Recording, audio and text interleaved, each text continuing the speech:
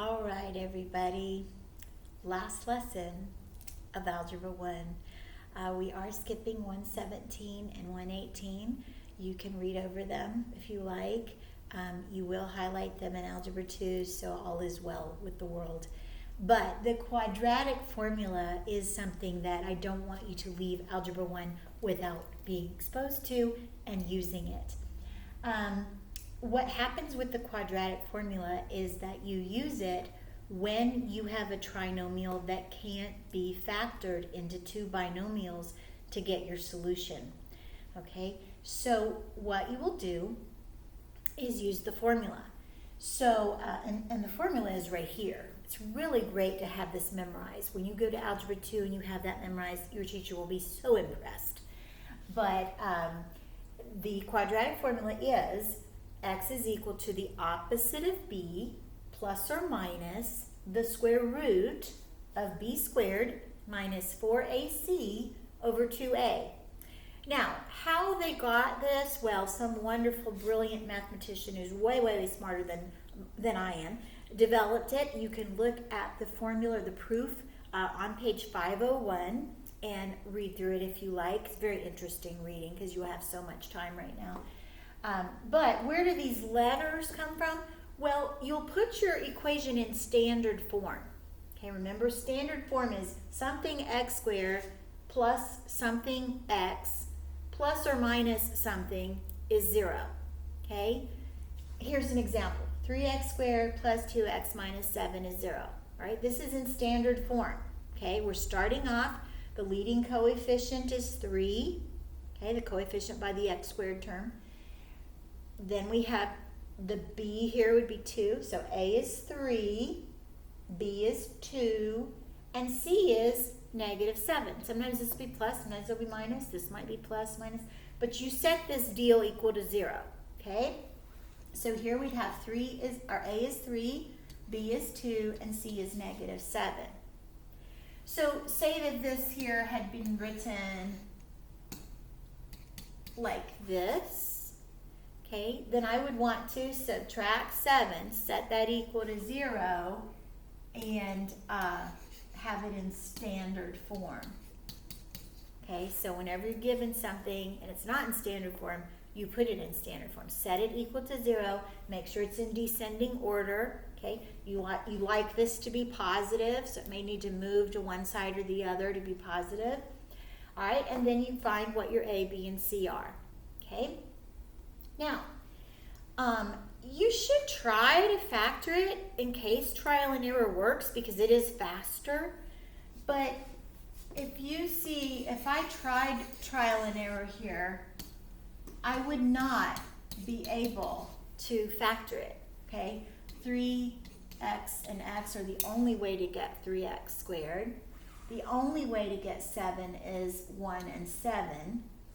And if I got my middle terms, there's no way I'm going to get a 2x. Okay, even if I switch the order,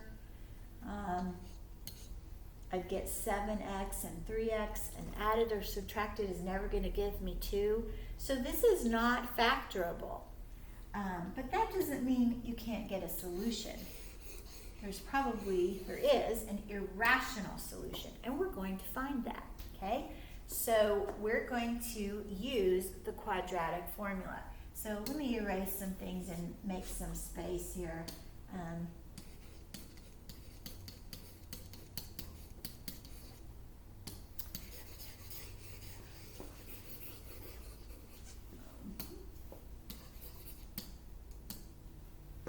right, pen, are we working? Board's having a little trouble. Okay, so we determined then that A is equal to 3, B is equal to 2, and C is negative 7. All right, so X is the opposite of B, okay? So negative 2 plus or minus the square root of B getting squared, so 4, minus 4 times A times C. All right, so A is 3, C c is negative 7, and that is over 2a. All right, so I hope you see where I got all the numbers. You may want to rewind and check, make sure you see where everything is going, where it came from. All right, so now let's simplify this. We've plugged the a, b, and c into the quadratic formula. You may want to say it like 100 times, and you'll have it memorized. All right, negative 2 plus or minus, so 4. Okay, now 4 times 3 is 12. 12 times 7, 84. Okay, so plus 84, because negative times negative. Okay, that's over 6. All right, so 4 plus 84, that's 88. Sure enough, it is. All right, now I'm not quite finished because I can simplify this. 88 is 4 times 22, and 4 is a perfect square. All right, so let's rewrite that 88 then as 4 times 22. Okay, so the square root of 4 comes out as 2. So I would have negative 2 plus or minus 2 radical 22 over 6. Now, think about this a minute, everybody. Do you see how this is negative 2 over 6 and then plus or minus 2 over 6? So do you see that we could reduce? So I could write it like this.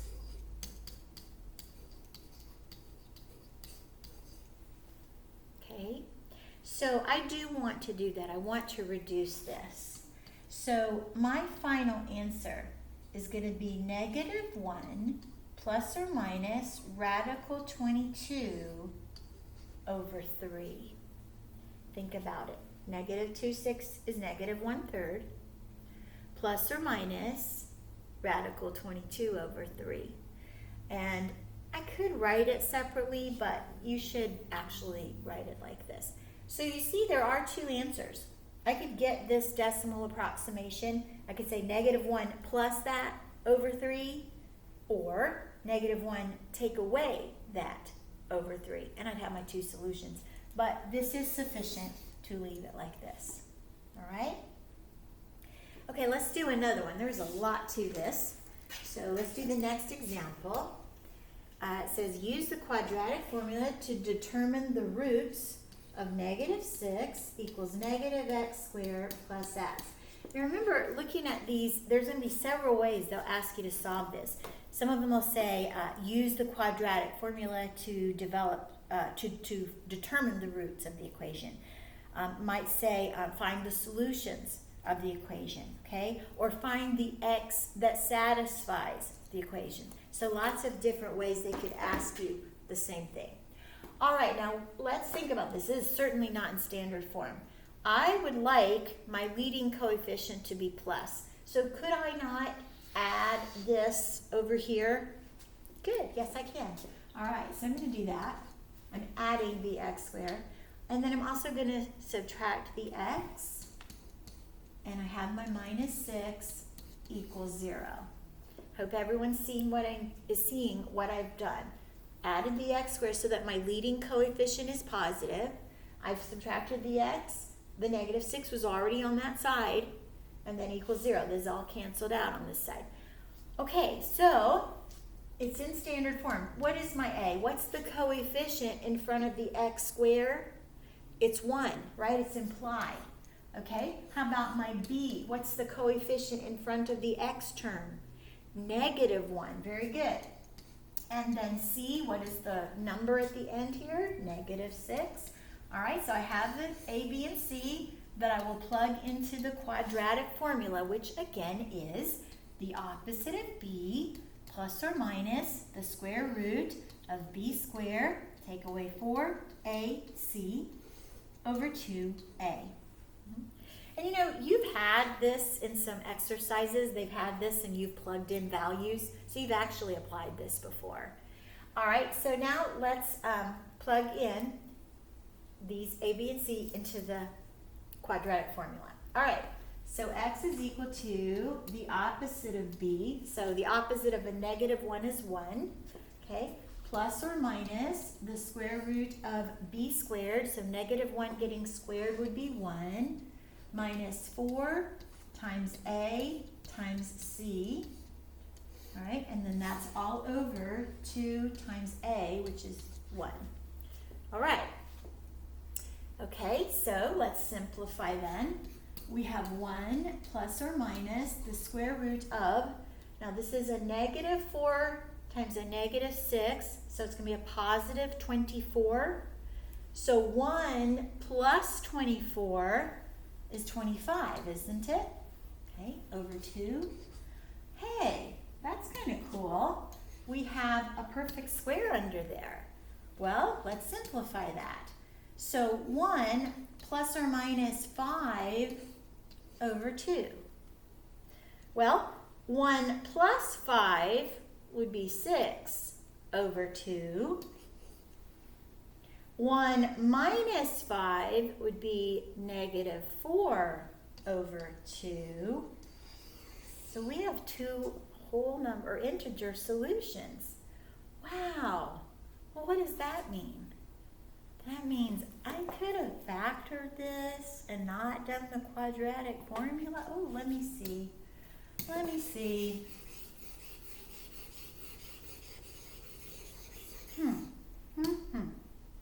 Oh, yeah.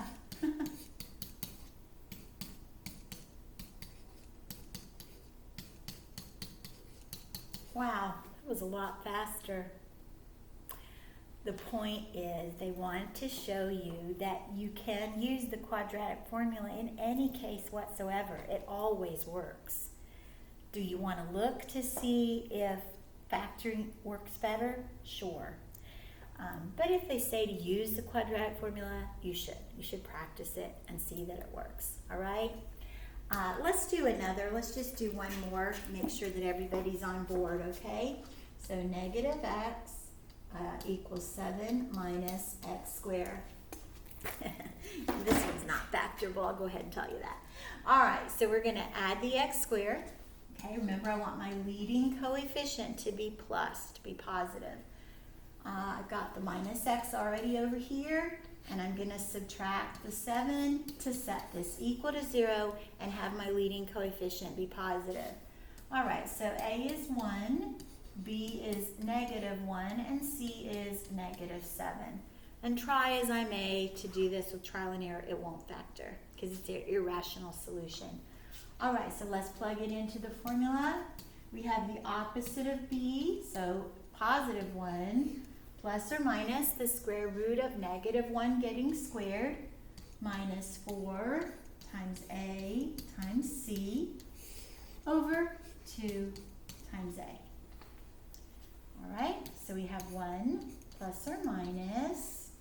All right, 1, then minus 4 times minus 7 would be positive 28 plus that 1. So 1 plus 28 would be 29 over 2. And nothing can reduce, so I can leave it like this. So I'm done. Guys, that was the last example of the last lesson. Because remember, we've done lesson 120. Remember I made you do it a long time ago? The box and whisker plot. Who would have put that at the end? So this is it. This is our last lesson.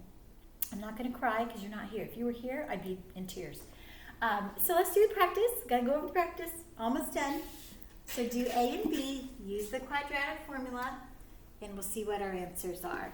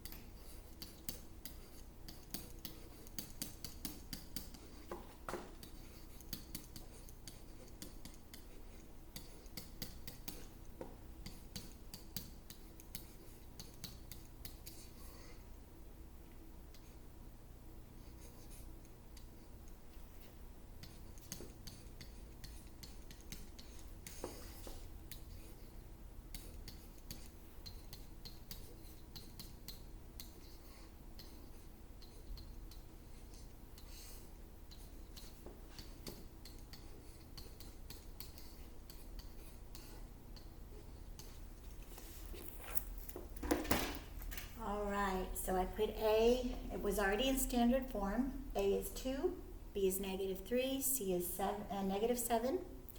Plugged it into the equation. Negative 4 times 2 is negative 8 times negative 7, positive 56. So 9 plus 56, 65. Okay, so 3 plus or minus radical 65 over 4. The radical 65 could not be simplified. So we're done with that one. All right, for B, I had to manipulate the equation to put it in standard form. I have an A of 2, B of 3, C of negative 1. So the opposite of B, negative 3, plus or minus the square root of B squared minus 4 times A times C over 2 times A. And this is going to be 9 plus 8, which is 17. And again, this can't be simplified. All done. All right, people. I love you. You have been such a joy. One of my favorite algebra classes ever. I hope most of you will be back next year, and I'll see you on lunch duty, and I'll see you around, and hopefully we'll be able to give a big side hug. I love you. God bless you. Press on. Have a wonderful summer after you get the review and the test done, and I'm sure we'll be talking on the phone. But have a wonderful, wonderful day and a wonderful summer. Bye-bye.